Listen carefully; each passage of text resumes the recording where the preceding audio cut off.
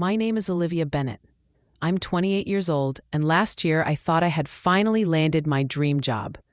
When the call came through, I can still remember the way my heart raced. A project manager position at a fast-growing tech firm in Atlanta, Georgia. A salary that could finally give my husband Ryan, our 7-year-old daughter Lily, and me the stability we'd been chasing. The company made it sound like they were building something revolutionary, an environment of innovation, collaboration, and growth. It was the kind of opportunity that didn't just change your career, it changed your life. Ryan and I stayed up all night talking about it. We weighed the risks, the sacrifices. Leaving behind our hometown in North Carolina wasn't easy.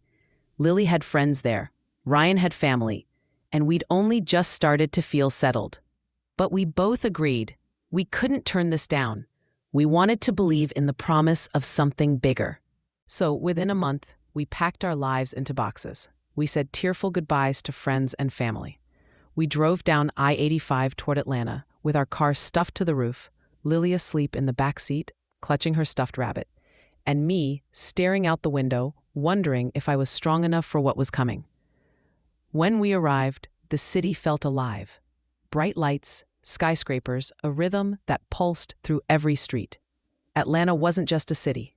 It was an energy, and I wanted so badly to be part of it. The company office was in Midtown, a sleek glass building with a lobby that looked like something out of a magazine. The moment I walked in, I felt a rush of pride. All the late nights, the years of grinding through underpaid contracts, the moments I almost gave up, it all led here. And the team, they were mine to build. I was responsible for leading a new product initiative. They let me handpick a group of talented people, and I chose carefully. Jessica Lane, a brilliant designer with an eye for detail that left everyone stunned. Carlos Ramirez, a developer with 10 years of experience and a calm, steady presence. And Hannah Cooper, fresh out of grad school, but with a sharpness and drive that made her impossible to ignore. From day one, I felt like we clicked. We stayed late that first week, laughing over takeout boxes, sketching ideas on whiteboards until our markers ran dry. We weren't just coworkers. We were a team. But not everyone welcomed me with open arms. The company had assigned me 2 existing employees, Eric Lawson and Tom Walker. Both were in their early 40s, both had been with the company for years, and both, I quickly realized, weren't thrilled about having me as their manager. Eric was the louder one, charismatic on the surface, always quick with a joke, but behind it, something else. His eyes lingered too long, his words dripped with sarcasm. He had a way of twisting conversations, making you second-guess yourself. Tom was quieter, but not in a harmless way. He sat in meetings with his arms crossed, watching, calculating. When he spoke, it was with precision, cutting down ideas, sowing doubt, as if his only goal was to chip away at the foundation of whatever I built. Still, I told myself it was just adjustment. They were older, more experienced. Maybe they just needed time to see I was capable. I was determined to win them over. The first few weeks were filled with small victories. Our project was gaining momentum. My team's morale was high. But underneath it all, I felt the tension simmering. It started small. An email I never received, a meeting rescheduled without me, a deliverable that was forgotten. I brushed it off as accidents. Everyone's busy, mistakes happen. But deep down, something didn't feel right. One night, after putting Lily to bed, Ryan found me sitting at the kitchen table, staring at my laptop with a frown. "Everything okay?" he asked. I hesitated. "I don't know. I feel like, I don't know, like I'm missing something. Like people are talking in circles around me." Ryan squeezed my shoulder. "You're overthinking it. First month jitters. You'll find your rhythm." I wanted to believe him. God, I wanted to. But the next day, Eric gave me that smile, the one that never reached his eyes. And for the first time, I wondered if I was in more trouble than I realized.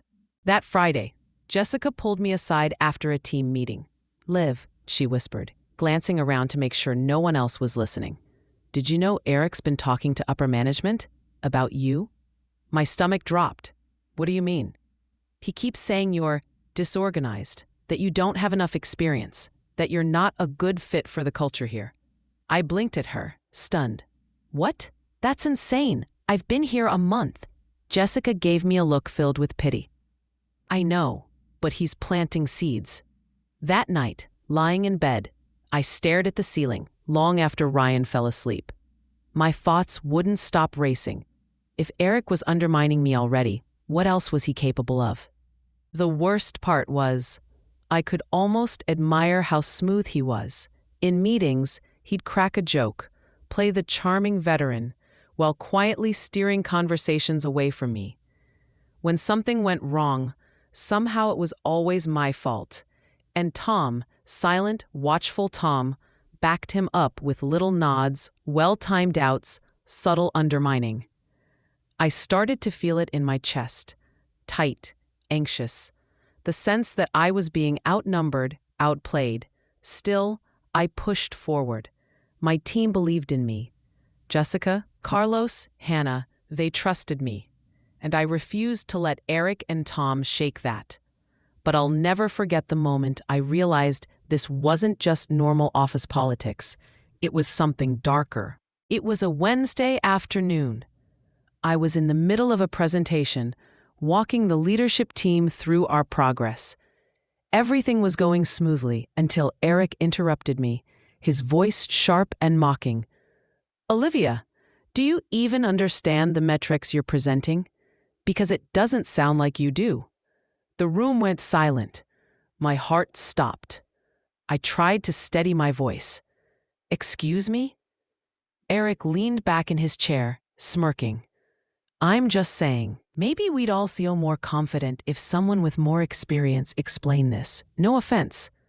I felt my cheeks burn. My hands trembled. But I forced myself to continue the presentation as if nothing happened. When it was over, the leadership team gave polite nods, but their eyes had already shifted toward him, not me. As I walked back to my desk, Jessica caught my arm. Don't let him get to you, she whispered. But the damage was done. That night, I replayed it over and over in my head. The smirk, the silence, the way no one spoke up for me. It was the first crack in the glass. The moment I realized this wasn't just about me leading a project. This was about survival. And deep down, I knew it was only the beginning. When I first stepped into that glass tower in Midtown, I knew the heart of my success would depend on one thing: my team. If I could build something strong, something unshakable, maybe I could withstand the cracks Eric and Tom were already chiseling into the foundation. And in the beginning, it really did feel like a dream. Jessica Lane was everything I could have hoped for in a lead designer. She had a way of making ideas come alive on a screen. Pixels, colors, layouts that made you stop and stare. But it wasn't just her talent, it was her spirit. She had this ability to light up a room, to remind us why we were working so hard. Carlos Ramirez was quieter, steadier, a seasoned developer who'd been through the ups and downs of product launches, crashes, recoveries. Where Jessica dreamed, Carlos grounded us. He always knew what was technically possible, what was risky, what would break if we pushed too hard. And then there was Hannah Cooper. Young, ambitious, sharp as a blade. She hadn't been in the industry long, but she had that hunger, the kind you can't teach. She stayed late, asked questions, challenged assumptions. She reminded me of myself when I first started. And I'll admit, I felt protective of her. The four of us, we clicked. We weren't just coworkers. We were partners. The kind of late-night brainstorming sessions, pizza box-strewn desks, and inside jokes that made the grind bearable. When I looked at them, I believed we could build something great. But then there were the shadows. Eric Lawson, Tom Walker, always circling the edges of the room like predators biding their time. Eric thrived on attention. His laugh was too loud, his stories too polished. He wanted everyone to know how long he'd been at the company, how much he'd sacrificed to get where he was. And when the spotlight wasn't on him, that's when he turned. The sarcasm, the barbed comments, the questions designed not to clarify, but to undermine. Tom was different. He didn't need the spotlight. He preferred the shadows. He listened, waited, observed. His weapon wasn't noise. It was silence. The way he'd lean back in his chair during my meetings, arms crossed, eyes narrowed. He rarely spoke, but when he did, it was always something sharp enough to draw blood. At first, I told myself to stay focused on my team, not my enemies. But it wasn't that simple. The first real incident happened on a Tuesday morning. We were preparing for a client presentation. I needed Eric to provide a set of data tables he'd been responsible for. Straightforward, basic. But when I opened his file, half the data was missing. I called him into my office. "Eric, these numbers aren't complete. The client is expecting the full breakdown." He smirked. "Oh, did you not get my email? I sent you what I had." I frowned. "No, I didn't get anything from you." He leaned against the doorframe. Too casual. "Weird. Maybe it went to your spam folder. You should check." I checked. There was no email. And deep down, I knew there never had been. But I couldn't prove it. So I stayed up until midnight, filling in the gaps myself. By the time I presented to the client the next morning, I was exhausted. But the presentation went flawlessly. The client was impressed. My team cheered. And Eric? He leaned back in his chair, arms folded, smirking at me like he'd just won something. That became the pattern. Missing files, emails that never arrived, meetings I wasn't told about until they'd already happened. Always just enough to make me look sloppy, disorganized, and always just enough deniability to keep him safe. The first time I confided in Ryan about it, he frowned. "Liv, that's not incompetence. That's sabotage." I rubbed my eyes, exhausted. But how do I prove it? Every time it looks like an accident. Ryan's voice hardened. "You don't have to prove it yet. You just have to survive it." Easier said than done. The breaking point came 3 weeks later. We were in a department-wide meeting. Everyone was there. Managers, directors, even the VP of operations. I was presenting progress on our product roadmap when Eric cut in. "Hold on," he said loudly, standing so his voice carried across the room. "Are these the same projections you showed us last week? Because if so, I'm not sure they're accurate. I mean, I checked with Tom earlier, and his numbers don't line up." I froze. I hadn't even seen Tom's numbers. Why? Because he hadn't shared them with me. But Eric had, and now, in front of everyone, he was using them against me. I tried to steady my voice.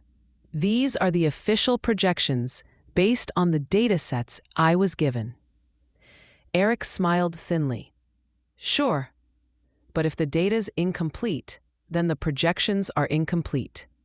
No offense, Olivia, but maybe someone with more experience should be double-checking these before we present them to leadership." The room went quiet. All I could hear was the pounding of my own heartbeat in my ears. The VP cleared his throat, uncomfortable. "Let's table this discussion for later." But the damage was done.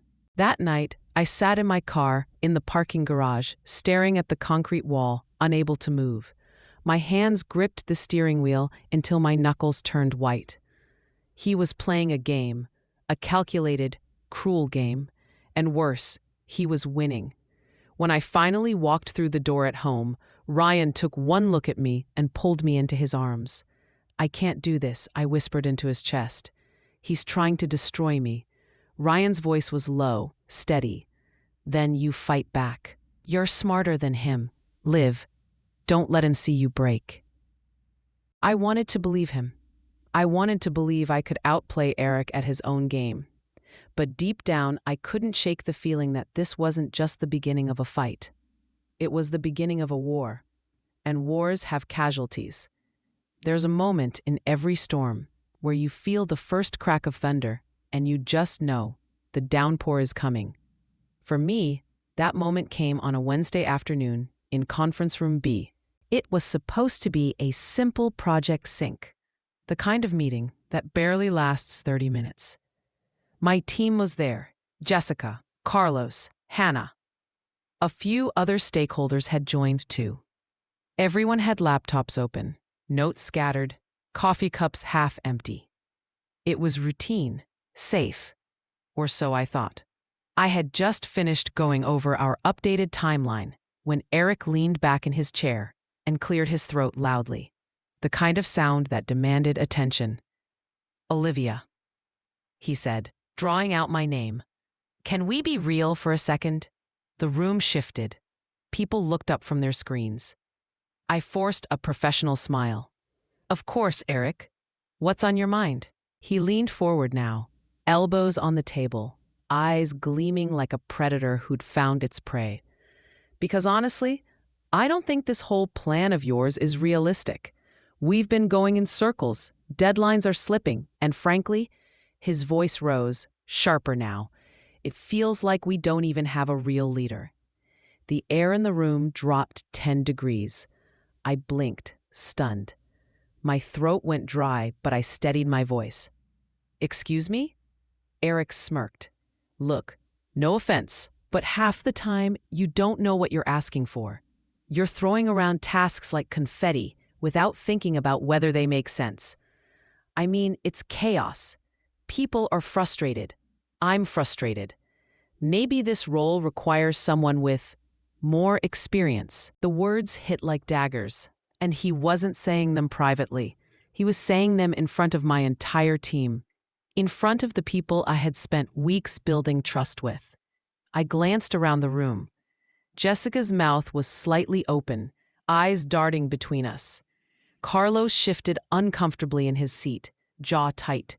Hannah looked furious, but too young, too junior to step in. All of them silent. I swallowed hard. "Eric, if you have concerns about leadership, this isn't the time or the place. We can set up a one-on-one to discuss." "No," he snapped, cutting me off. His voice thundered across the table, loud enough to echo against the glass walls. "This is exactly the time and the place. Everyone here feels it. You're in over your head, Olivia. You should admit it before this project completely collapses." My chest tightened. The walls felt like they were closing in, every pair of eyes boring into me, waiting to see how I would respond. But beneath the humiliation, beneath the fury rising like bile, something colder sparked inside me. Resolve. I sat up straighter, forcing my voice to stay calm, even as my hands trembled under the table. "Eric, undermining me in front of the team is unprofessional and unacceptable. If you have concerns, you bring them to me directly, not like this." His smile widened, almost triumphant. "Unprofessional? No, Olivia. What's unprofessional is pretending you're capable of running a project this size. Everyone knows it." Jessica finally spoke, her voice sharp. "That's enough, Eric." His head whipped toward her, eyes narrowing. For a moment, the mask slipped. Rage flickered there, raw and ugly. But he quickly covered it with a mocking laugh. "Fine," he said, pushing his chair back. "But don't say I didn't warn you when this whole thing crashes and burns." The legs of his chair screeched against the floor as he stood, storming out of the room. The door slammed so hard the glass rattled. For a long moment, no one moved. The silence was deafening. My heart was hammering so violently, I thought it might break my ribs. Jessica looked at me, worry etched across her face. "Olivia, are you okay?" I opened my mouth, but no words came. My throat felt raw, as if Eric's words had clawed their way inside and scraped me hollow. Carlos finally spoke, his voice low. He crossed a line. "You can't let that slide." Hannah nodded fiercely. "You need to report him. He's out of control." I nodded slowly, though my body felt like it wasn't my own. My hands were ice cold. my chest still tight. Because here's the thing no one tells you. It's not the yelling that breaks you. It's the humiliation. The way people look at you differently afterward. The way his words echo long after he's gone. That night, I sat in my office long after everyone else had left. The building was quiet, lights dimmed, only the hum of the air conditioning breaking the silence. I replayed the moment over and over again. His tone, his smirk, the way he had orchestrated that attack so perfectly, like he'd been waiting for the right moment to strike. It wasn't a loss of temper. It was calculated, and that terrified me. When I finally dragged myself home, Ryan was waiting, pacing the living room. He stopped when he saw me. "You look pale. What happened?" I told him everything, every word, every look, every detail. By the time I finished, Ryan's face was dark with fury. "That's abuse, Liv. You can't let him get away with that. Report him tomorrow." "I will," I whispered. But even as I said it, doubt gnawed at me. HR wasn't blind. They'd seen Eric's behavior before. Why hadn't they acted? Why had they let him rise this far? And worse, if Eric was bold enough to humiliate me in front of the entire team, what would he do next, behind closed doors? That night, I didn't sleep. Every time I closed my eyes, I saw his smirk, heard his voice, felt the burn of humiliation in my chest. But beneath the fear, beneath the shame, something else began to grow. Anger.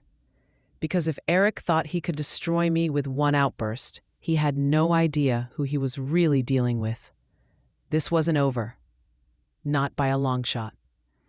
The morning after Eric's outburst, I walked into the office with my stomach twisted into knots. My whole body felt heavy, like I was dragging myself into battle instead of into work. The second I sat down at my desk, Jessica appeared beside me. Her face was tight, her voice hushed. "Are you going to HR?" I looked up at her, the question hanging between us. She already knew the answer. "Yes," I said. "First thing." She nodded once, then gave my shoulder a quick squeeze. "Good. Don't let him get away with it." I tried to smile, but my nerves were frayed. I didn't know what to expect. Would HR take me seriously? Would they brush me off? Or worse, would Eric find out before I was ready? I forced myself to stand and walk toward the HR wing. The glass walls reflected my image as I passed. Black blazer, dark jeans, hair pulled neatly back. I looked composed, professional. But inside I was shaking. Karen Mitchell's office door was slightly ajar, so I knocked gently. "Come in," her smooth voice called. Karen was everything you'd imagine an HR director to be. Polished, poised, and unreadable. Her office was pristine. Not a single paper out of place. She gestured for me to sit. "Olivia," she said warmly, "what can I do for you?" I took a breath. "It's about Eric Lawson." Her expression didn't change, but her pen stilled against the notepad in front of her. "Go on." I told her everything. The conference room, his accusations, the yelling, the way he cut me down in front of my team. I even included the smaller incidents leading up to it, the subtle undermining, the dismissive comments. Karen listened, nodding occasionally, jotting down a note here or there. But her face never changed. It was like talking to a statue. When I finished, my throat felt raw. I leaned back, exhausted, waiting for her to tell me what would happen next. Instead, she folded her hands on the desk. "Olivia, thank you for bringing this to my attention. I know these situations can be uncomfortable." Uncomfortable? The word stung. That wasn't uncomfortable. That was hostile. She continued, her tone smooth, rehearsed. "Eric is passionate. Sometimes people with strong personalities express themselves in ways that can be perceived as aggressive." I stared at her incredulous. Perceived? "Karen, he humiliated me in front of the entire team. He shouted at me. That's not perception, that's reality." Her eyes flicked down at her notepad, Then back to me. I understand you feel that way, but we also need to be mindful of intent. Do you believe Eric intended to undermine you? Or could it have been a moment of frustration taken out of context? My stomach dropped. This wasn't help, this was deflection. He told me I wasn't capable of leading, in front of everyone. That doesn't feel like a moment of frustration, Karen. That feels deliberate. Her lips curved into the faintest, most diplomatic smile. I'll speak with Eric, but in the meantime, I encourage you to keep communication professional and constructive. Sometimes, adjusting our approach can ease tension before it escalates. Adjusting our approach. The words made my skin crawl. She was telling me to change, to make myself smaller, to accommodate him. Karen, I said, my voice low, if I were a man, would we even be having this conversation?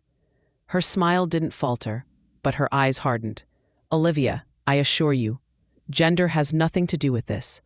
Let's keep our focus on professional behavior. And just like that, I knew. I wasn't going to get help here. I left her office with my chest burning, my hands clenched into fists. The glass walls of the building seemed to glare back at me as I walked past, distorted reflections sneering at me. When I got back to my desk, Jessica and Carlos were waiting.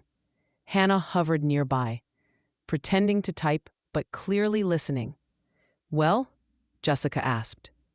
I sat down slowly, exhaling in defeat. They're not going to do anything. She brushed it off as passion. Jessica's jaw tightened. Carlos muttered a curse under his breath. That's ridiculous, Hannah whispered. He humiliated you in front of everyone. I know, I said bitterly. But according to HR, it's just frustration. We sat in silence for a moment, the weight of it sinking in. And then, slowly, the paranoia began to creep in. If HR wasn't on my side, then who was? Because in that meeting, Eric had looked confident. Too confident. Like he already knew he could get away with it. Like maybe he'd done this before. And if Karen had already made up her mind, how many people had she protected before him? That night, I couldn't focus on dinner, couldn't focus on Lily's stories from school or Ryan's gentle questions. My mind kept spinning, replaying the meeting in Karen's office. Her calm smile, her cold eyes, the way she dismissed me without ever actually saying no. I realized something that made my blood run cold. It wasn't that she didn't believe me. It was that she didn't care. I was expendable, a variable in a larger equation. And Eric? Eric was useful. He got results. He played the game. And men like that didn't just survive in corporate systems like this. They thrived. When I finally crawled into bed, I stared at the ceiling in the dark, listening to the quiet hum of Atlanta traffic outside our apartment window. For the first time, I asked myself a question that would haunt me for weeks to come. What if this wasn't a battle I could win by playing fair? The days after my meeting with Karen were some of the longest of my life. I expected tension with Eric. I braced myself for it. What I didn't expect was the silence. At first, I thought maybe he was embarrassed. Maybe Karen had spoken to him and he'd gotten the message. But no, this wasn't embarrassment. This was strategy. Eric had gone quiet, too quiet. It started with the emails. Little things at first. Messages I wasn't copied on. Project updates I only heard about secondhand. Then bigger things. Client notes, meeting invitations, reports that never made it to my inbox. I checked my spam folder obsessively. Nothing. By the third time I walked into a meeting unprepared because I hadn't seen the agenda, I realized it wasn't an accident. Someone was cutting me out. And the worst part, my team noticed. Jessica cornered me in the break room one afternoon, her voice sharp but hushed. Olivia, what's going on? I didn't see you in the client prep meeting this morning. I froze, coffee cup halfway to my lips. What prep meeting? Her eyes widened. The one Eric scheduled. He said you were tied up with HR stuff. My hand trembled. HR stuff. He'd used my complaint as cover. Jessica's gaze hardened. He's doing this on purpose. I didn't answer. I didn't need to. The truth was already heavy between us. By the end of the week, I felt like a ghost in my own office. Conversations hushed when I walked by. Laughter died down the moment I entered a room. It wasn't my team. They still had my back. This was bigger, wider. Eric was painting me as the problem. I could feel it in the way senior managers glanced at me in the halls, polite but distant. In the way Tom smirked every time I passed his desk, like he already knew how the story would end. The paranoia seeped into everything. At night, I replayed every interaction in my head. Had I sounded defensive in that meeting?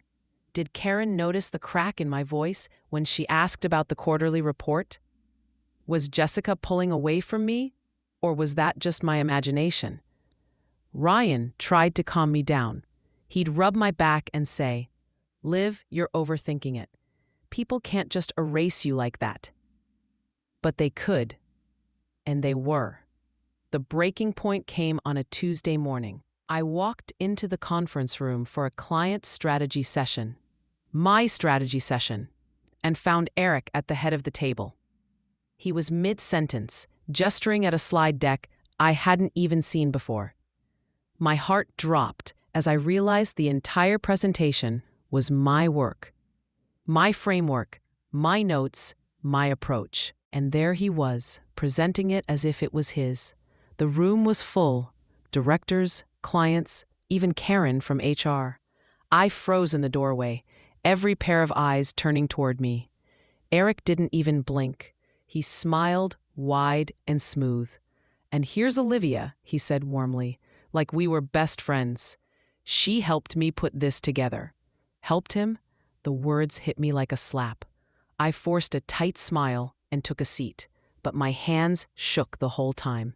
I couldn't even hear half the presentation because my pulse was pounding so loud in my ears. When it was over, the clients applauded. Eric basked in it. Karen clapped politely, and no one looked at me. Afterward, I tried to catch Karen in the hallway. "Did you see what he just did?" I demanded, my voice low but trembling with fury. That was my work, my presentation.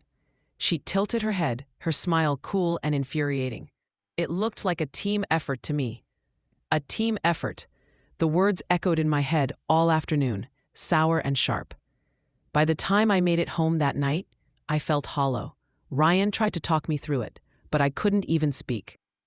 I just stared out the window, the Atlanta skyline glowing in the distance, like some cruel reminder of what I'd given up everything for. That's when the nightmares began. I'd dream of walking into rooms where no one could see me, shouting until my throat bled. But they all just kept talking like I wasn't there. Or worse, Eric was there, smiling, whispering lies into their ears, while I stood frozen, powerless. Each morning, I woke up drenched in sweat, my chest tight with dread. And yet, I went back. Because I had to. Because we'd uprooted our lives. Because Lily needed stability. Because Ryan had put his trust in me. But each day, I felt more like I was losing pieces of myself. The office didn't feel like an office anymore. It felt like a stage. And Eric was writing the script. Every smirk, every missing email, every whisper in the hallway. It wasn't chaos. It was deliberate, controlled, designed. And I was the target. For the first time, a terrifying thought took root in my mind. One I couldn't shake, no matter how hard I tried. What if this wasn't just about disliking me? What if Eric was planning to destroy me completely? By the time the second confrontation happened, my nerves were threadbare. I'd been walking on eggshells for weeks, constantly second-guessing myself, checking and rechecking emails, trying to stay one step ahead of Eric's games. But it didn't matter. He always seemed to be 2 steps ahead, like he could anticipate exactly where I'd stumble. That Tuesday started like any other. Gray skies over Atlanta, traffic snarling on Peachtree, the office buzzing with a false sense of productivity. I walked in clutching my coffee like it was armor, determined to make it through one more day. I should have known better. Halfway through the morning, Karen pinged me on Slack. Eric needs to see you in conference room C. Now. Something about the phrasing made my stomach twist. Not, we need to talk. Not, the team is meeting. Just, Eric needs to see you. I took a breath, squared my shoulders, and walked down the hall. The room was empty except for him. No laptop, no notes, no documents, just Eric leaning back in his chair. Hands clasped casually behind his head like he owned the place. He didn't even look up when I walked in. You wanted to see me? I kept my voice even, neutral. Finally, he glanced at me. His smile was slow, deliberate, like a predator sizing up its prey. Close the door. Every instinct screamed not to, but I did it anyway. A moment the latch clicked, his whole demeanor shifted. The polite smile dropped, replaced by something darker. You think you're smarter than me, don't you? He said. I blinked. Excuse me? You come in here, little Miss Big City project manager, acting like you know how this company works, how I work. You don't know a damn thing. My throat tightened, but I forced myself to stay calm. Eric, I'm just trying to do my job. We're supposed to be on the same team. He laughed, sharp and bitter. There's no team here, Olivia. There's survival. And guess what? You're losing. I froze. He leaned forward, elbows on the table, eyes locked on mine, with a kind of cold intensity that made my skin crawl. You think anyone cares about your ideas, about your leadership? They don't. They care about results. And I deliver results. You? His lip curled. You deliver drama. The words stung more than I wanted to admit. I swallowed hard. You can't just cut me out of projects, Eric. You can't steal my work and... Can't? He chuckled low and dangerous. I already did, and no one stopped me. What does that tell you? I clenched my fists under the table, nails digging into my palms. It tells me you're a manipulator. He smirked. Smart girl. Too bad it won't save you. Something in his tone made the air in the room feel heavy, suffocating. Why are you doing this? I whispered before I could stop myself. His expression hardened. Because you don't belong here. You walked in thinking you were the boss. But this is my territory. My rules. You're nothing but a placeholder. The words hit me like a physical blow. He stood, slow and deliberate, and stepped closer. Too close. I could feel the heat radiating off him, smell the faint tang of his cologne.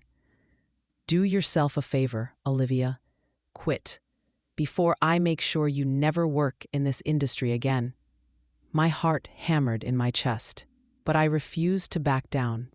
I forced myself to meet his eyes, even as fear clawed at my insides. I won't quit, I said, my voice shaking but firm. You don't get to decide my future. For a long moment, he just stared at me. Then he smiled again.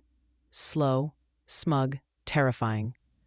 Then I guess I'll have to. He brushed past me and walked out, leaving the door wide open behind him. I stood frozen, every muscle in my body trembling, the echo of his words rattling in my skull. Then the adrenaline hit, and I had to grip the edge of the table just to stay upright. I wanted to run to Karen to tell her what had just happened. But deep down, I already knew what would happen. She wouldn't believe me. Or worse, she'd spin it into another story about me being too emotional. So I stayed silent. But silence didn't mean peace. That night, I couldn't sleep. I lay awake staring at the ceiling, replaying every word, every smirk, every threat. My chest felt tight, my breathing shallow, as if Eric's presence still lingered in the room. Ryan tried to hold me, to reassure me, but I couldn't shake the fear. Not just fear of losing my job, fear of being erased, of having my entire career, my reputation, dismantled piece by piece until there was nothing left. Eric wasn't just a bully. He wasn't just difficult.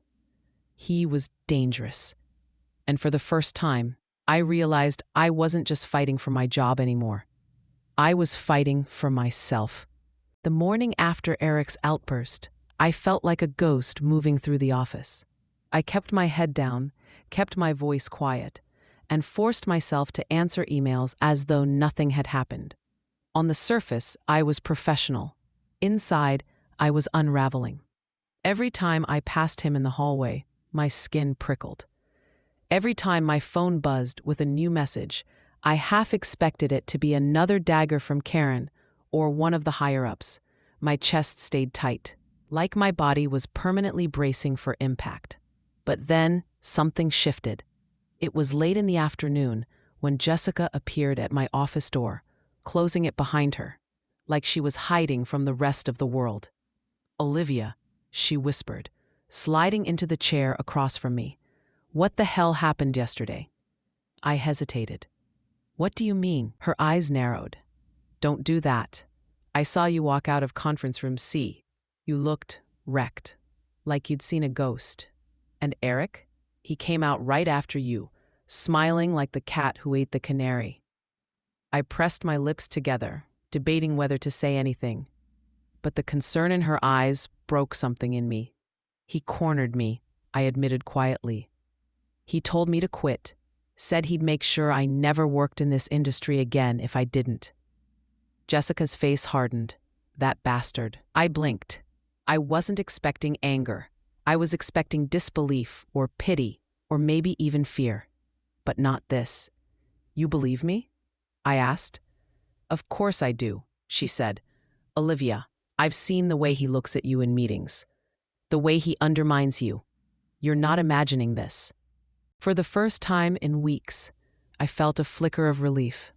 But it didn't last long, because what she said next made my blood run cold. "Carlos and Hannah have noticed it too. He's been whispering to leadership, spinning stories about you, making it sound like you're incompetent. Like you're," she paused, searching for the word, "unstable." The word cut deep because it was exactly what I feared. I slumped back in my chair, covering my face with my hands. God, so it's not just me. He's already poisoning them against me. Jessica reached across the desk, her voice firm. "That's why you can't fight him alone." Before I could answer, there was a soft knock. The door cracked open and Carlos peeked inside. When he saw Jessica, he slipped in, shutting the door behind him. "Good, you're both here." "Carlos," Jessica said, "tell her." He sat down, leaning forward, like he didn't want anyone to overhear, even though the door was shut. "Olivia, I don't know how to say this, so I'll just say it. Eric's trying to take you down." The room seemed to tilt, though I'd already known it in my gut. Carlos continued, his voice low. "Last week, I overheard him in the break room with Tom. He was bragging. Said he'd have you out of the picture by summer. Said the higher-ups were already on his side." My stomach twisted. "Bragging? Like it was some kind of game?" Carlos nodded grimly. "Exactly like that." Jessica's jaw tightened. "He thinks he's untouchable." Before I could respond, the door opened again. This time Hannah slipped in, eyes wide with urgency. "Are we doing this?" she whispered. "Because if we are, I want in." I stared at the three of them, Jessica, Carlos, Hannah, huddled in my office like conspirators. It felt surreal, like something out of a spy novel. Hannah perched on the edge of my desk. "Olivia, he's rewriting history. Projects you managed, he's telling people he carried them. Mistakes he made, he pins them on you. And Karen eats it up like gospel." I clenched my fists. She's supposed to be HR. She's supposed to protect against this kind of thing. Carlos gave a humorless laugh. "Karen protects the company, not the people." The silence that followed was heavy. Then Jessica leaned in, her voice dropping even lower. "Listen to me. We believe you. We've got your back. But you need to be careful. He's dangerous, Olivia.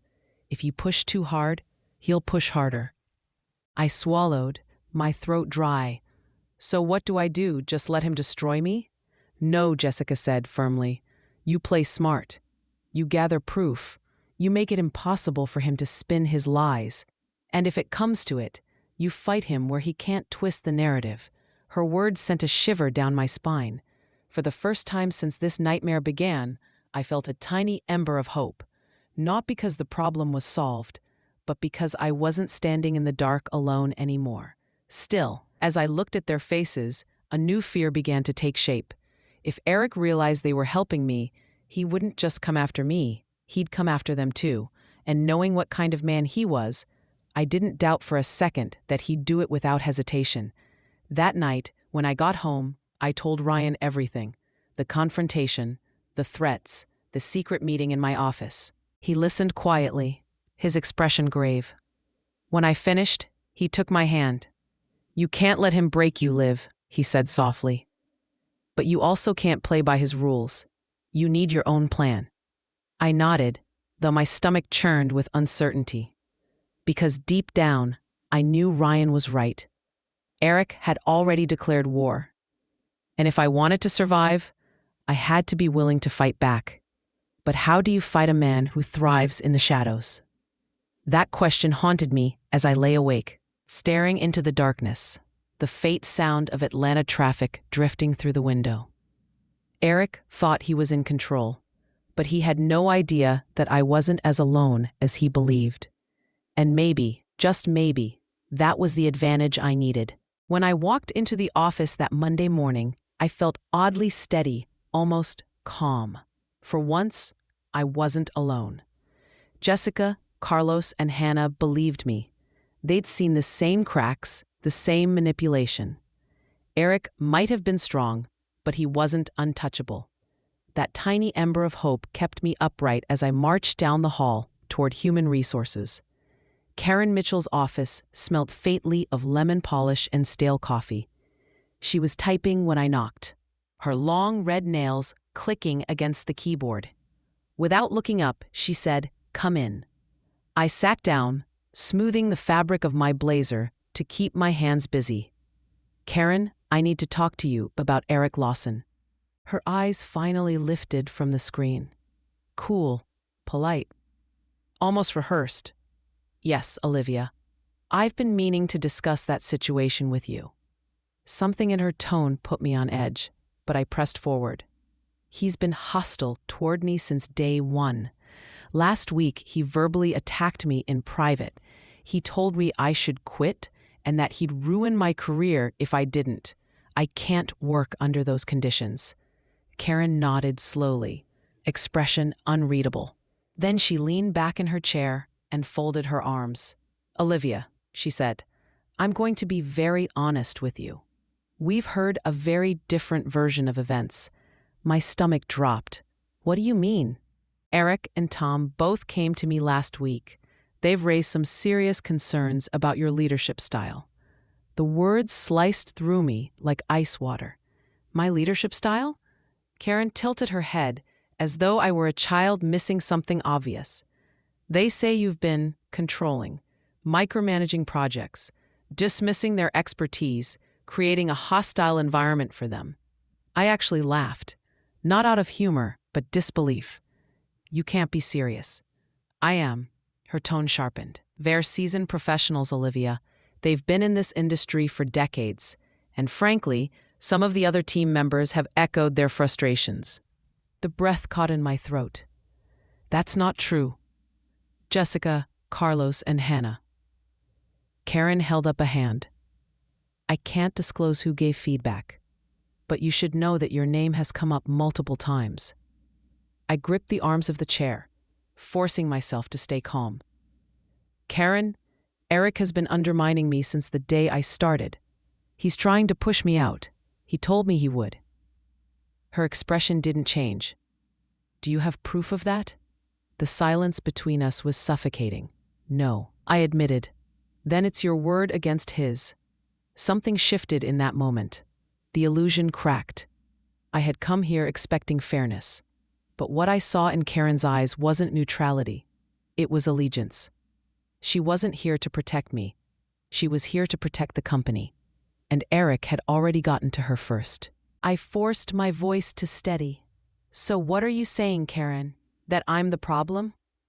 Her lips curved into the faintest smile, polite but merciless. "I'm saying you need to reflect." If multiple people are reporting the same issues, then maybe the common denominator is you. The room seemed to tilt.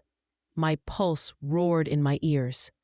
I wanted to scream, to slam my fists on her polished desk and demand justice. But I didn't, because deep down, I knew it wouldn't matter. Karen had already made up her mind. By the time I left her office, my legs felt like lead. The hallway outside buzzed with normal office chatter, but it all sounded distant, muffled, like I was underwater. I walked straight past my team's desks, straight past Jessica's worried glance, and locked myself in the nearest empty conference room. My hands shook as I pressed them against the table. They'd turned it on me. The trap was set, and I had walked right into it. That night, Ryan found me sitting at the kitchen table long after Lily had gone to bed. The only light came from the street lamps outside, casting pale stripes across the floor. I told him everything: Karen's words, the accusations, the twisted narrative. He listened in silence, his jaw tightening with every sentence. When I finished, he leaned forward, voice low and steady. "So they're building a case against you." I swallowed hard. "Looks like it." "Then you can't just defend yourself," he said. "You need to go on offense. You need to catch them in the act." The thought both terrified and electrified me. Because if Ryan was right, then this wasn't just workplace conflict anymore. This was war. The next morning, Jessica cornered me near the elevators. "Are you okay?" she whispered. I shook my head, eyes burning. Karen's already against me. Eric's feeding her lies. They're painting me as some kind of tyrant. Her face darkened. "That's insane." "It doesn't matter," I said bitterly. "Perception is reality here, and Eric's winning." She grabbed my arm, her grip fierce. "Then we change the perception, Olivia. You don't understand. If you go down, he's next in line. That's what this is about. He wants your job." Her words settled in my stomach, like a stone. Of course, that was the end game. It had always been the end game. He didn't just want me gone. He wanted to replace me. That realization filled me with a cold, sharp clarity. Eric thought he had me cornered. But what he didn't realize was that cornered animals don't just cower. Sometimes they bite back. That night, I started keeping records. Every interaction, every email, every offhand comment. If Eric wanted a war of words, I'd give him a war of evidence. But as I sat there in the glow of my laptop, typing notes at midnight while Ryan slept, I couldn't shake the lingering chill from Karen's office. Her face, her tone, that subtle smile, when she said the common denominator was me. It wasn't just Eric anymore. It was the company itself. And that meant the betrayal ran deeper than I ever imagined. It didn't happen all at once. There was no single explosive confrontation I could point to, no outburst to report. Instead, it crept in gradually, like water seeping under a locked door. At first, it was small things. An email thread I should have been copied on but wasn't. A calendar invite for a team sync that never appeared in my inbox. Conversations that went oddly quiet when I walked into the room. Each time I told myself it was a mistake. Oversight, miscommunication, nothing deliberate. But the pattern was undeniable. By the second week, I realized I was being shut out. One Tuesday morning, I arrived at the office early. My plan was to get ahead of a client deliverable. To prove, if only to myself, that I still had control of my team. As I walked past the glass-walled conference room, I froze. Inside, Eric and Tom sat with 3 team members I managed, people who should have been reporting directly to me. They had laptops open, papers spread out, coffee cups in front of them. And on the whiteboard, scrawled in blue marker, was the name of the project I was supposed to be leading. My project. They were holding a strategy meeting without me. My chest tightened. For a second, I thought about barging in, demanding an explanation. But something told me not to. Something in my gut whispered that if I walked into that room, I'd look desperate, weak, like I was chasing them, instead of leading them. So I kept walking. But the image of them huddled together, whispering like co-conspirators, burned in my mind all day. That night, I opened my laptop at home and checked my calendar. Sure enough, the project meeting wasn't there. No invite, no record. I scrolled through my emails, nothing. They hadn't forgotten. They'd left me out on purpose. Ryan walked into the room, setting a mug of tea beside me. "You're working late again." I rubbed my temples. "They're cutting me out, one piece at a time." He frowned. "What do you mean?" "They're holding meetings without me, moving projects forward, but keeping me in the dark. If I don't know what's happening, I can't manage the team. And then when things go wrong, they'll pin it on you." He finished grimly. "Exactly. It wasn't chaos. It wasn't incompetence. It was strategy." And next morning, I tried to reassert myself. I called for a full team meeting, sent the invite myself this time. Everyone showed up. Jessica, Carlos, Hannah, even Tom. Everyone except Eric. Halfway through, my phone buzzed with an email notification. From Eric. "Apologies, Olivia. I'm in a client call. Won't make the meeting. Proceed without me." But I knew better. Through the glass wall, I caught sight of him down the hall, leaning casually against someone's desk, laughing at something on his phone. He wasn't in a call. He was making a point. The strangest part was how subtle it all was. To an outsider, it would look like nothing more than minor scheduling mishaps, professional disagreements, or harmless oversights. But to me, living it, it was death by 1,000 cuts. Emails forgotten, decisions made without me, deadlines shifted behind my back. Every move was designed to chip away at my authority, until I was nothing more than a figurehead, present, but powerless. And it was working. One Friday afternoon, I overheard a conversation that confirmed my worst fear. I had stayed late, combing through project files, when I heard voices from the break room down the hall. Eric's voice, Tom's laugh. Curiosity pulled me closer, my footsteps silent on the carpet. "She doesn't even know half of what's going on," Eric was saying. "By the time leadership notices, it'll be too late for her to catch up." Tom chuckled. "She'll look incompetent, and we'll be right there to pick up the pieces." Their voices lowered then, conspiratorial whispers, but I didn't need to hear the rest. The knife was already in my back. That weekend, I couldn't sleep. Every time I closed my eyes, I pictured that conference room, the whiteboard with my project's name written on it, the smirk on Eric's face as he lied about his client call, the sound of Tom's laughter in the break room. I kept thinking about Karen, too, how she'd looked at me like I was the problem. If they were feeding her their version of events, she'd believe it. Of course she would. By Monday, the story wouldn't be Eric is sabotaging Olivia. It would be Olivia can't manage her team. And when the boardroom doors finally closed, I'd be the one on trial. Jessica noticed first. "You're not yourself," she whispered one morning, after a staff huddle. I stared at my notes, words blurring together. "I can't keep up. Every time I think I know what's happening, I find out Eric's already moved things forward without me." Her eyes flickered nervously toward the hallway. "He's playing chess, Olivia. You're still playing checkers." The words stung, but she was right. I'd been reacting, scrambling to patch holes while Eric drilled new ones. If I wanted to survive this silent war, I had to start anticipating his moves before he made them. That night, I took out a notebook and drew 2 columns. His moves, my moves.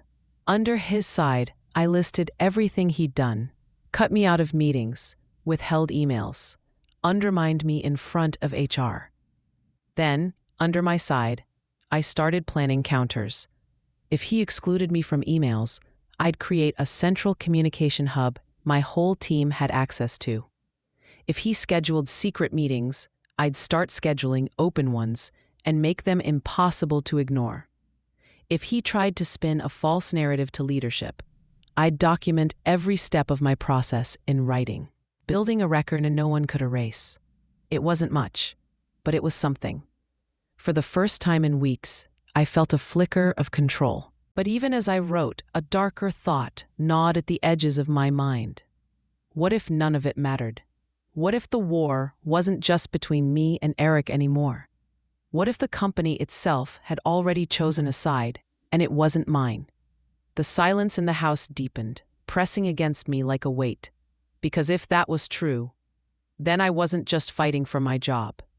I was fighting against an entire system that wanted me gone. The meeting room smelled faintly of burnt coffee and stale air conditioning, the kind of corporate sterility that made you forget what sunlight felt like. I sat at the long oak table, laptop open, notes perfectly arranged, a bottle of water sweating condensation by my hand. This wasn't just another meeting. This was my chance. The quarterly review with upper leadership. The one moment where all eyes would be on me, where I could prove I was still in control of my projects and my team. I had prepped for days, double-checking data, rehearsing my talking points, memorizing the key milestones we had hit. This was it, the chance to take back control, to remind everyone that I wasn't just surviving here.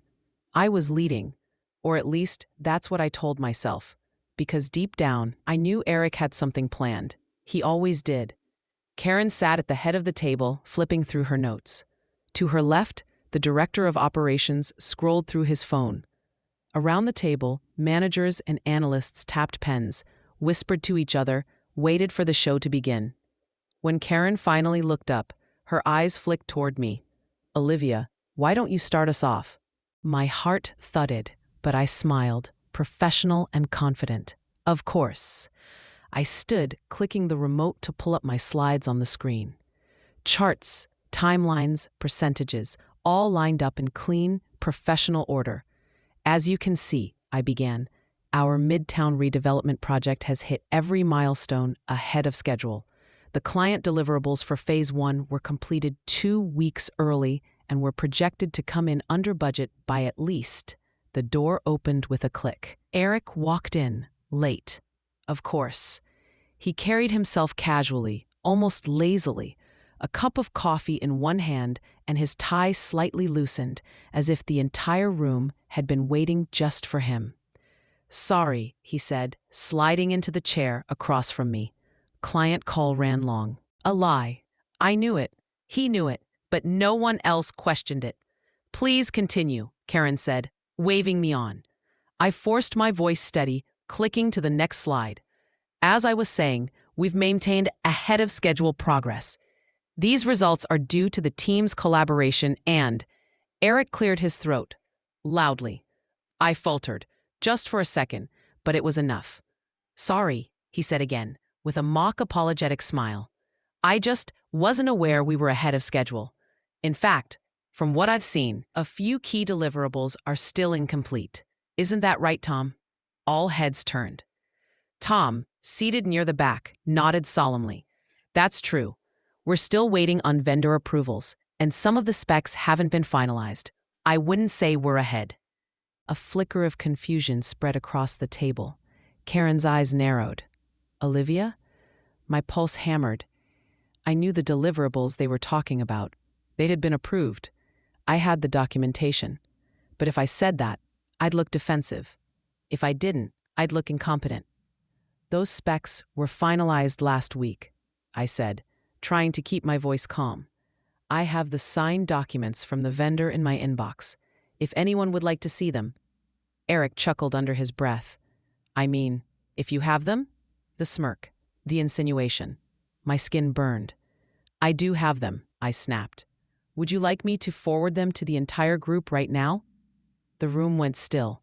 It was only a heartbeat, but it was enough. Enough for Eric to tilt his head slightly, to raise his eyebrows in mock concern, to let silence frame me as the one who had just lost control. Karen's lips pressed into a thin line. "Let's not get emotional," she said quietly. The words sliced through me like glass. Emotional. Not prepared. Not assertive. Emotional. Exactly the image Eric wanted to paint. The rest of the meeting was a blur. Every time I tried to highlight a success, Eric countered with a subtle correction. Every time I presented progress, Tom chimed in with a clarification. And no matter what I said, Karen's eyes kept flicking toward me like I was the problem. By the end, the narrative had shifted. Not that my team was succeeding, not that we were ahead of schedule, but that I was flustered, defensive, emotional. Exactly the picture Eric had orchestrated. When the meeting adjourned, I packed my laptop slowly, my hands trembling. Eric brushed past me, leaning in just close enough that only I could hear. "Careful," he murmured. "You're starting to look unstable." Then he walked away, smiling, shaking hands with executives as though he were the star of the show. I stood there frozen, my chest tight, my throat burning. For the first time, I felt it, the ground shifting beneath me. I wasn't just fighting sabotage anymore. I was fighting for survival.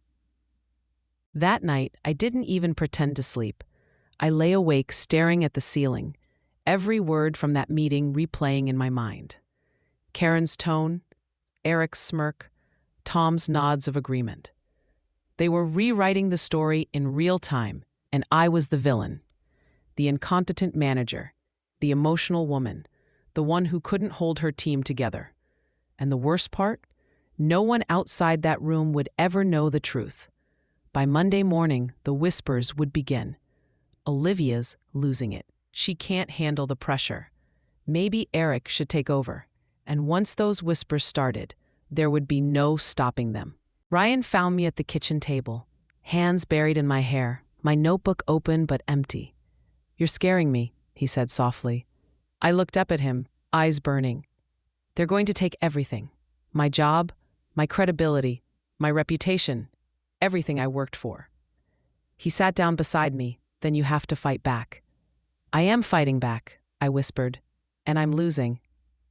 He reached across the table, squeezing my hand. "Not yet, Olivia. Not yet. You just need to change the game. Stop playing by their rules. Change the game." The words echoed in my mind long after he'd gone to bed. Maybe he was right. Maybe it was time to stop defending myself. Maybe it was time to start preparing for something bigger. Because if I didn't, this wasn't just going to end with me losing my job. This was going to end with me losing everything. The Monday after that brutal meeting, I walked into the office with a new mask. Polite smile, calm stride, clipboard in hand. To anyone watching, I was the same Olivia Bennett who had stood at that conference table, rattled and defensive, maybe even fragile. That was fine. That was the mask I needed them to see. But underneath, something had shifted. I wasn't just trying to survive anymore. I was building my defense. And my attack. The first step was simple. Collect proof. I started with emails. Every request I had sent to Eric and Tom over the past 3 months. Every ignored instruction. Every will do, followed by silence. I built folders, subfolders, timelines. Every night, I sat in my apartment after Ryan and Lily went to bed, scrolling through endless chains, highlighting patterns, cross-referencing dates. At first, it was overwhelming, but then a picture began to form. The missed deadlines weren't random. They were deliberate.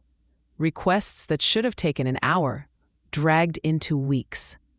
Reports that were lost somehow reappeared only after I had escalated. And in every case, the delay reflected badly on me. Eric and Tom weren't just lazy. They were careful. They had been setting me up since the day I arrived. Emails weren't enough. I needed more. So I started recording. Not obviously, never with my phone sitting out on the desk. No, I invested in a small voice recorder I could slip into my blazer pocket. Every time Eric or Tom walked into my office, every time they muttered a correction in a meeting, every time they said something that undercut me, I had it saved. I labeled each file with dates, times, context. It felt dangerous, reckless even. But it also felt good. For the first time, I wasn't just absorbing their poison. I was bottling it. Of course, they noticed something was different. Eric leaned against my doorframe one afternoon, arms crossed, that smug grin plastered across his face. "You've been quiet lately," he said. "Not like you." I looked up from my screen, forcing my voice casual. "Just focused. Lots of deliverables to keep straight." He stepped inside, lowering his voice. "Don't let Karen see you slacking. You know how she hates managers who lose their grip." The recorder in my pocket was running. I smiled sweetly. "Thanks for the advice, Eric." Inside, I wanted to scream. Outside, I just typed another note. "Eric, intimidation attempt, 2:47 p.m." By the end of the week, I had enough files to fill a flash drive. That's when the paranoia started. What if they found out? What if they caught me recording? What if Karen got wind of what I was doing and flipped it against me? I couldn't risk leaving anything on my work laptop, so I stored everything at home. But even then, I double encrypted the folders, gave them bland names like Lily's school docs. Every time Ryan caught me hunched over the computer at midnight, he'd ask the same question: "Are you sure this is worth it?" And every time, I gave him the same answer: "If I don't fight back, they'll bury me." Paranoia wasn't just about being caught. It was about who I could trust. Karen was out of the question. She'd already sided with Eric in every subtle way that mattered. The rest of my team? Loyal to me, yes, but desperate to keep their jobs. I couldn't drag them into this without putting them at risk. That left only me, alone, the lone soldier in a war no one else could see. One evening, after another exhausting day of pretending to be oblivious while quietly recording every barb Eric threw my way, I sat at the kitchen table, staring at my notes. There had to be more, something bigger, something undeniable. Emails and recordings were good, but they could argue those away, spin them as misunderstandings, or worse, twist them back on me. I needed something they couldn't manipulate, something like a paper trail that proved intent. That's when I remembered. The shared drive. Every project file, every internal chat, every casual note Eric and Tom had ever uploaded. It wasn't just emails. It was a digital goldmine, and they were sloppy. Sloppy enough to forget that shared drives had histories, timestamps, versions. I stayed late the next night, alone in the office, lights dimmed to keep the cleaning crew from wandering too close. My fingers flew across the keyboard, combing through archived documents, searching for edits, comparing drafts. At first, it was routine. Status updates, task lists, budgets. But then, I found it. A project timeline, originally submitted by Eric 6 weeks ago. In the first saved version, the milestones matched mine perfectly. Signed off, approved, aligned. But in the second version, uploaded only a day later, dates had been shifted. Deadlines moved forward, deliverables mislabeled. The edits made it look like I had been the one behind schedule. And Eric had left his username tagged on every change. I stared at the screen, my heart pounding. This was it. Proof. Not an accident, not a misunderstanding. Deliberate sabotage. And now I had him. Of course, I couldn't print it at the office. Too risky. I emailed the files to myself. Buried in an attachment labeled grocery list, then downloaded them at home onto my encrypted drive. When Ryan saw me pacing the living room at midnight, clutching the flash drive like it was the crown jewels, he didn't ask this time. He just nodded. "You found something." I nodded back, unable to form words. Because for the first time since this nightmare started, I wasn't just surviving. I was preparing to strike. The next day at work, Eric was more smug than usual, strolling into my office with his coffee, making a joke about how maybe he should run the next team presentation. I smiled, calm and unshaken. "Maybe you should," I said lightly. "Might be good experience for you." He blinked, thrown off by my lack of reaction. And for the first time, I saw something flicker in his eyes. Uncertainty. Maybe he sensed it, that the game was changing, that the trap was being set. When you know a secret no one else does, it changes the way you walk into a room. I carried that flash drive like it was a live grenade, tucked into my purse, hidden under layers of lipstick tubes and crumpled receipts. Every step I took in the office, every breath I drew in those fluorescent lit halls, I could feel the weight of it pressing against me. Proof. For the first time, I had undeniable proof. But proof was only useful if I could keep it safe and deliver it at the right time. Eric was watching me more closely now. I could see it in the way his eyes lingered when I typed at my desk, the way he hovered near the printer, like a vulture circling a wounded animal. Once, when I returned from the break room with a cup of coffee, I found him standing just inside my office, pretending to look at a stack of reports. "Lose something?" I asked, keeping my voice light. He turned slowly, smiling that thin smile of his. "Just checking the numbers. You know, making sure everything's aligned." The hairs on the back of my neck rose. He was suspicious, and that made him dangerous. I couldn't afford a single mistake, so I doubled down on my act. Smiles in meetings, calm nods when Tom made a dig about managing expectations, even laughter when Eric told one of his smug jokes. I played the part of the woman too worn down to fight, too naive to notice she was being undermined. But under the table, my hands were clenched so tightly my knuckles ached. But the higher I built, the more paranoid I became. What if Eric somehow hacked my email? What if Karen ordered IT to check my access logs? What if someone saw me copying files late at night? Sometimes, the paranoia bled into my dreams. I'd wake at 3 a.m., heart racing, certain that Eric was standing at the foot of my bed with that smug grin, whispering, "Caught you." One Thursday evening, I stayed late to grab a final batch of archived chat logs from the shared drive. The office was nearly empty, just the low hum of air vents and the click of my keyboard. I was so focused that I didn't hear footsteps until they were almost at my door. Burning the midnight oil? Eric. My stomach dropped. I minimized the window so fast my fingers slipped on the mouse. A blank spreadsheet popped up just as he leaned against the doorframe, coffee in hand, even though it was nearly 8 p.m. "Somebody's dedicated," he said. "Just catching up," I replied, praying he couldn't hear the tremor in my voice. He tilted his head, eyes narrowing slightly. "Funny, most people would have given up by now, but not you." He let the silence hang for a beat too long. Then he smiled. "See you tomorrow, Olivia," and walked away. My hands were shaking so hard I could barely save the file.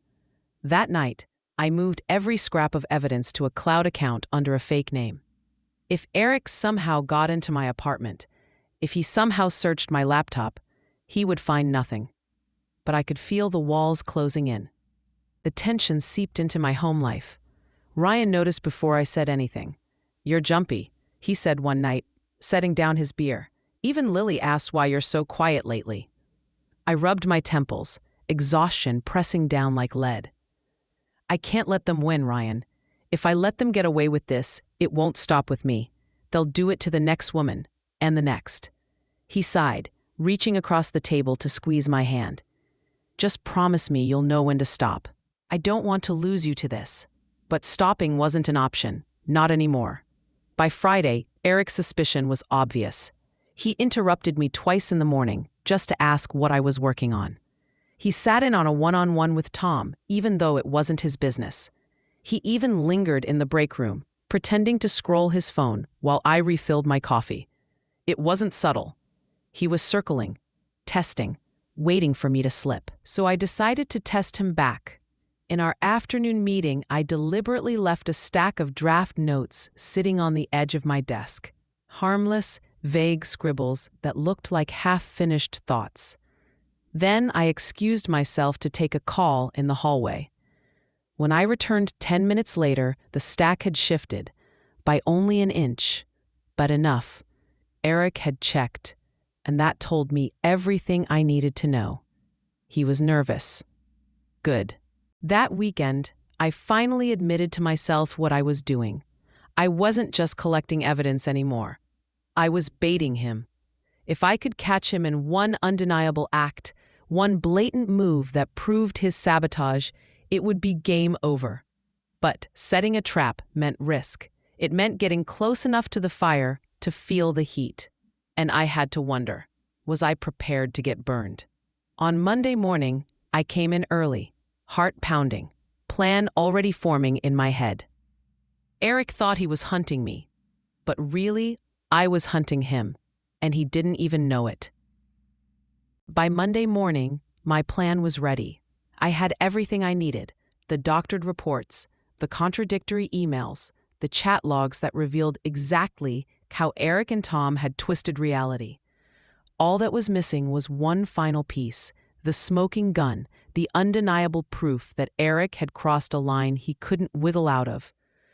And I knew exactly how to lure him into it. That day, I accidentally left my office door unlocked with a confidential folder on my desk, labeled in thick black marker, Strategy Proposal Q4.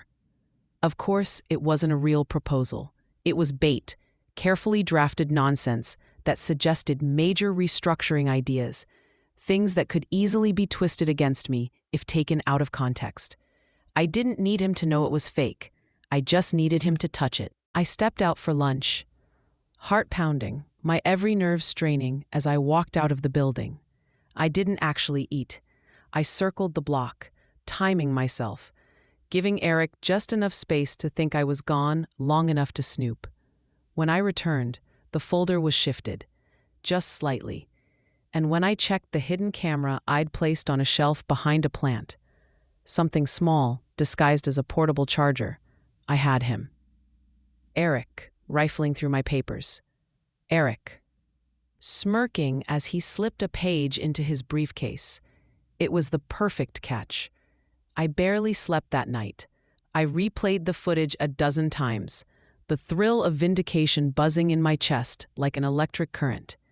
Finally, I had him cornered. Or so I thought. The next morning, Karen called me into her office. She was sitting behind her desk, lips pressed into a tight smile, hands folded as though she were about to deliver bad news, but wanted to dress it up in politeness. "Olivia," she began, "we've had some concerning reports." My stomach sank. "What kind of reports?" I asked, voice steady, but blood roaring in my ears. She cleared her throat. "Both Eric and Tom have expressed serious concerns about your leadership style. They claim you've created a hostile work environment." I almost laughed. "They're the ones." She raised a hand. "Please, let me finish." The words poured out like poison. Missed deadlines, poor communication, micromanagement, emotional instability. The list went on and on, a fabricated rap sheet designed to bury me alive. Every accusation mirrored the very behavior they had inflicted on me. They had flipped the story, turned the spotlight, and now Karen was reading it like gospel truth. "I've worked tirelessly to hold this team together," I said, my voice trembling with fury. "They're undermining me, sabotaging me, and you know it. I have proof, Karen, real proof." Her expression didn't change. "We're not interested in a blame game. At this point, Olivia, the leadership team has made its decision." My chest tightened. "What decision?" Her next words cut like a blade. "You're being terminated, effective immediately." For a moment, I couldn't breathe. The walls closed in, the air thick and suffocating. "Terminated?" I whispered. Karen slid a folder across the desk, an exit packet already prepared. "You'll receive severance, provided you agree not to pursue further action against the company. Security will escort you out." The world tilted. The trap I had laid for Eric had snapped shut on me. They didn't even let me go back to my office alone. A guard walked behind me as I gathered my things, each movement slow, surreal. My team stood frozen at their desks, eyes wide, hands paused above keyboards. Jessica looked at me, her face pale, lips trembling. I wanted to tell her everything. I wanted to shout the truth, to hold up the flash drive and the hidden camera footage and scream, "Look, see what they've done." But my voice caught in my throat. And Eric stood leaning against the doorway, arms folded, smirk plastered across his smug face. Our eyes locked, and in that moment, I understood. He thought he'd won. The walk through the office was the longest of my life. The guards' footsteps echoed behind me, each one a reminder of my humiliation. My coworkers glanced up, then quickly looked away, too afraid to be caught staring.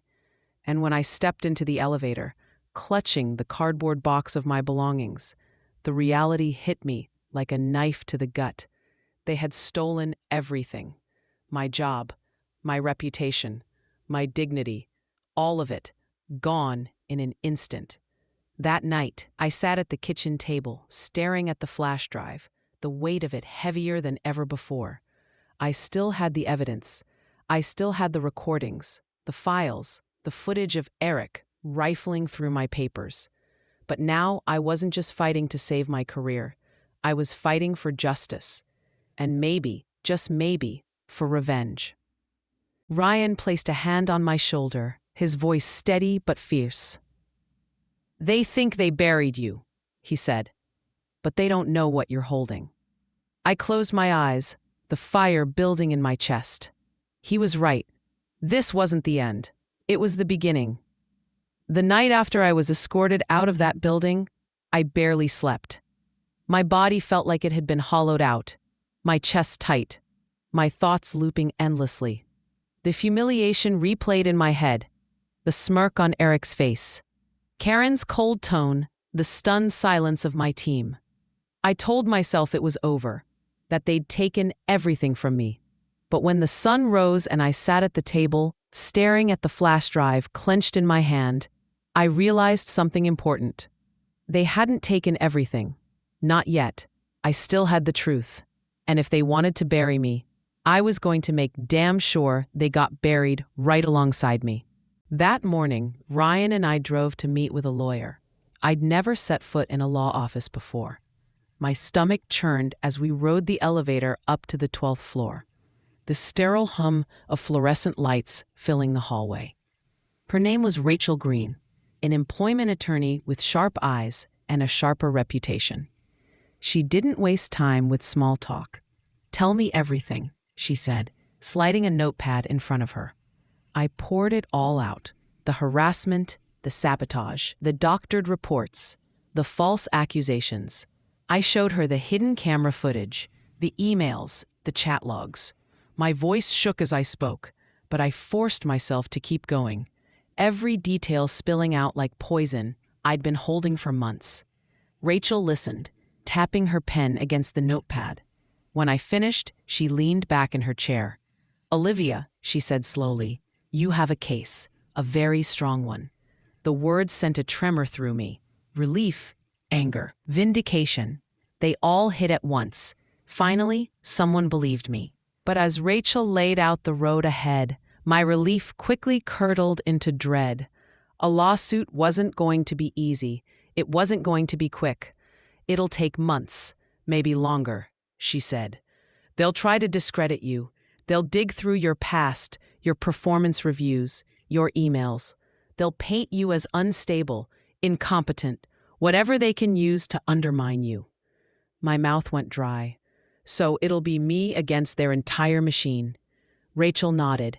"Yes, but you have leverage. If your evidence is as solid as it looks, they'll likely push for a settlement before trial. They don't want bad press." Settlement. The word sounded clinical, almost disappointing. I didn't want hush money. I wanted them exposed. But as Rachel reminded me, exposure had a price. Ask yourself, Olivia, are you ready for the toll this will take on your mental health? Your family? A public fight can get ugly. Ryan squeezed my hand under the table, as if to remind me I wasn't alone. "I'm ready," I said finally. At least, I thought I was. The weeks that followed felt like a war. Rachel's office became my second home. I combed through years of emails, piecing together timelines, cross-referencing files, creating binders of evidence. Every night, I relived the nightmare. Eric's smirk, Karen's fake smile, the betrayal of a company I'd given everything to. Sleep became a stranger. My mind buzzed constantly, my body running on caffeine and adrenaline. I was haunted by the fear that I wasn't enough, that no matter how strong my case was, they'd find a way to twist it against me. And in a way, they already had. Because while I prepared my case, the company was preparing theirs. It started with whispers. A recruiter I'd spoken to suddenly stopped replying. Another company I'd interviewed with rescinded their offer without explanation. When Rachel dug deeper, she discovered the truth. My former employer had given neutral but damaging references, carefully worded comments that painted me as a risk. "They're trying to freeze you out," Rachel said grimly. "It's retaliation, and it's illegal, but proving it will be difficult." The walls closed in tighter. Not only had they destroyed my current career, they were poisoning my future too. I felt trapped, suffocated, like every breath I took was through a straw. Meanwhile, the company's lawyers went on the offensive. I'll never forget sitting across the table from them during the first deposition prep. 3 of them, all in expensive suits, eyes sharp and cold as blades. They fired questions at me like bullets. "Why did you yell at your subordinate in the January meeting?" "I didn't yell," I snapped. "He yelled at me." "Do you have proof of that?" "Yes, half the room was there." "Can you provide statements?" My words faltered, not without risking their jobs. They smiled, predatory, like sharks scenting blood in the water. They wanted me rattled. They wanted me broken. And some nights, I almost let them win. The nightmares got worse. I'd wake in the middle of the night, drenched in sweat, hearing Eric's voice in my head, replaying his insults, his smirk. Sometimes, in the darkness, I swore I could still hear the echo of Karen's voice. "You're being terminated. Effective immediately." It wasn't just a memory anymore. It was a scar carved into me.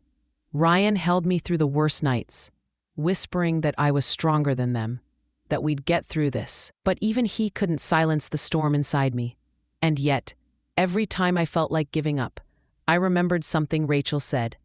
"Cases like this aren't just about money, Olivia. They're about power. Right now, they think they have it all. But the second you refuse to stay quiet, you take some of that power back." So I kept going. Months passed. Finally, the company blinked. They offered a settlement, a large one, enough to cover lost income, therapy bills, and a cushion for the future. But with it came conditions: no admission of wrongdoing, non-disclosure agreements, silence. The offer sat on the table like a coiled snake. Ryan wanted me to take it. "It's not about letting them win, Liv. It's about letting us live again." Rachel agreed. "If you reject this, you're signing up for another year of hell." And I don't say that lightly. My chest ached with conflict. Every bone in my body wanted to drag them through court, to expose every lie, to burn their empire to the ground. But when I looked at Lily, playing on the living room rug, laughter bubbling out of her like sunlight, I knew I couldn't sacrifice my family on the altar of revenge. So I signed. It was over, at least on paper. But the war inside me wasn't finished. Because even after the checks cleared, even after the files were boxed away, Eric's smirk still haunted me. Karen's voice still echoed in my head. The humiliation, the betrayal, the scars, they didn't vanish with a signature. The company might have buried the story, but they hadn't buried me. And I wasn't done. Not yet. Signing those settlement papers should have felt like victory. A payout big enough to wipe away debts, rebuild my life, start over somewhere fresh. That's what most people would call winning. But as I slid the pen across the page and felt the weight of my signature anchoring me to silence, I didn't feel like I'd won. I felt like I'd buried the truth. and truth has a way of clawing itself back to the surface. The weeks after the settlement were strange, almost dreamlike. No more depositions, no more calls from Rachel, no more nights dissecting legal documents until my eyes blurred. For the first time in months, my calendar was empty, but peace didn't come. Instead, the silence was filled with ghosts. Eric's smirk, Karen's voice, the sterile conference rooms where they stripped me of my dignity. I thought a check could erase those memories. I was wrong. Ryan encouraged me to take time off, maybe even leave Atlanta for a while. Start fresh, he said. Somewhere they can't touch you. It was tempting, but running felt too much like surrender. I hadn't fought this long just to vanish quietly into the background. If the company wanted me silent, I was going to make sure my silence had teeth. I didn't break the NDA, but I learned how to write between the lines. I started small, anonymous posts on industry forums, carefully worded stories that revealed patterns without naming names. A project manager in Atlanta, I'd say. A toxic company culture. The kind of thing only insiders would recognize. The responses were immediate. This happened to me too. I know exactly the kind of boss you're talking about. You're not alone. For the first time, I realized how many of us were out there, chewed up and spit out by corporations that thrived on silence. And the more stories I read, the stronger I felt. But I wasn't done. One night, while scrolling through LinkedIn, I saw it. A post from Eric himself. There he was, smiling in a tailored suit, announcing his well-deserved promotion to a senior role. Hundreds of likes, glowing comments, congratulations. The bile rose in my throat. The world saw a polished leader, a rising star. I saw a manipulator who built his career on tearing others down. My finger hovered over the keyboard. I could have sent something then, exposed him in front of everyone. But I didn't. Instead, I remembered what Rachel once told me. The most effective revenge isn't loud. It's quiet. It's patient. It's letting them think they've won, until the ground crumbles beneath their feet. So I waited. I spent months rebuilding myself in silence. Therapy sessions where I learned to untangle my nightmares. Journals filled with raw anger, then slowly with clarity. I started running again, pounding the pavement through Atlanta streets until my lungs burned and my mind cleared. Piece by piece, I reclaimed myself. And when I felt strong enough, I started writing. Not anonymous posts this time, but articles under my own name. Thoughtful, professional pieces about leadership, integrity, and the dangers of toxic work cultures. I never named Eric. I never named the company. But my words spread. People in the industry shared them. I was invited to panels, podcasts, webinars. Slowly, my voice became louder than the silence they had tried to bury me under. And every time I saw Eric's name pop up in my network, I smiled, because I knew people were starting to look at him differently. Not because I exposed him, but because my voice made them question. Doubt is a powerful poison. Then, one morning, I opened my inbox and froze. It was a message from one of my old team members, someone who'd been too afraid to speak up back then. Olivia, I thought you should know. Eric's in trouble. HR launched an investigation after another employee filed a complaint. Word is, he's been suspended. I read it 3 times, my heart thundering in my chest. So it had finally caught up to him. All I had to do was wait. I'll never know if my articles helped tip the scale, if my subtle whispers through the cracks planted seeds of doubt. Maybe it was karma. Maybe it was just a matter of time before his mask slipped again. But what I do know is this. Eric Lawson was no longer untouchable, and I didn't have to break the NDA or sacrifice my peace to watch his empire start to crack. People always imagine revenge as a dramatic climax, shouting in a courtroom, slamming evidence onto a desk, watching your enemy crumble in front of everyone. But real revenge? It's quieter than that. It's rebuilding yourself while they rot in the same toxic cycle that once destroyed you. It's reclaiming your voice in a world that tried to silence it. It's knowing that while their name fades into scandal and whispers, yours is still shining in the light. I don't get nightmares about Eric anymore. Now when I close my eyes, I see Lily's smile, Ryan's steady hand, the life we rebuilt together. The company thought they buried me, but they didn't realize I was a seed, and now I've grown into something stronger than they could ever break. This isn't just my revenge. It's my survival. It's my victory. It's my story.